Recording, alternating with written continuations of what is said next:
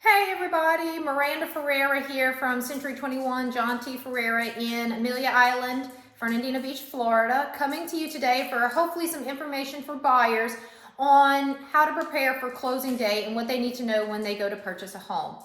As always, you can reach out to me on my cell phone, on my email, and all of the social media. And remember to click subscribe on my YouTube channel. As always, happy to help. I have a pretty awesome job.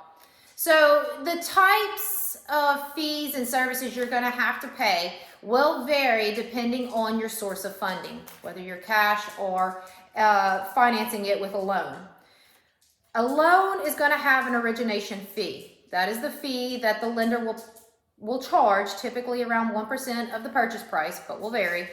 And that is all of the fees and charges to loan you the money. That includes underwriting and administrative.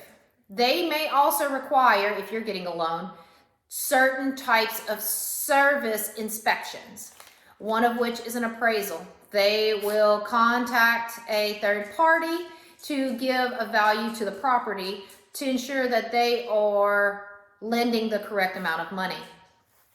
They may as well require a survey. This is done by a company that will go out and determine the exact property lines, easements, and locations on the property to ensure that there's no encroachments and you are getting what you're getting. As well, they're going to require what's called a WDO, a wood destroying organism.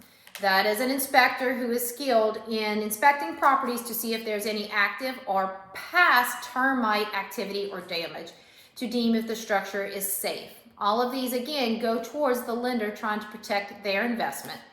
Some of these may not, obviously, these are not required if you are doing a cash purchase, but I would recommend your due diligence in researching what you're purchasing. As well, some may or may not require a homeowner's inspection or a home inspection. That's a contractor who is skilled and licensed in assessing the structural integrity, the electrical, the plumbing, the roofing integrity of the home to let you know if there's any major concerns or safety parameters to address before you purchase. Those are kind of considered your service fees. Other ones would be a title search, meaning you are getting the property free and clear and if there are any liens on the property. So reach out to me if you're not really sure what all that means. I'd be happy to talk to you.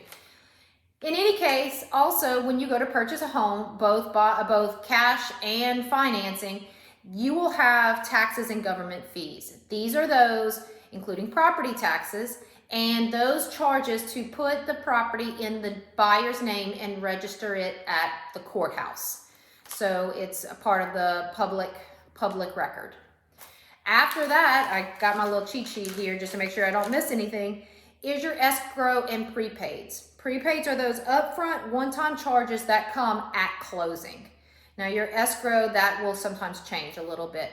Those include, but are not limited to, your HOA dues, your homeowner's insurance, your PMI, which is your mortgage insurance. For certain types of loans to give the lender extra insurance that you won't default and they are protecting their investments, they will sometimes charge an extra fee until you get to a certain threshold.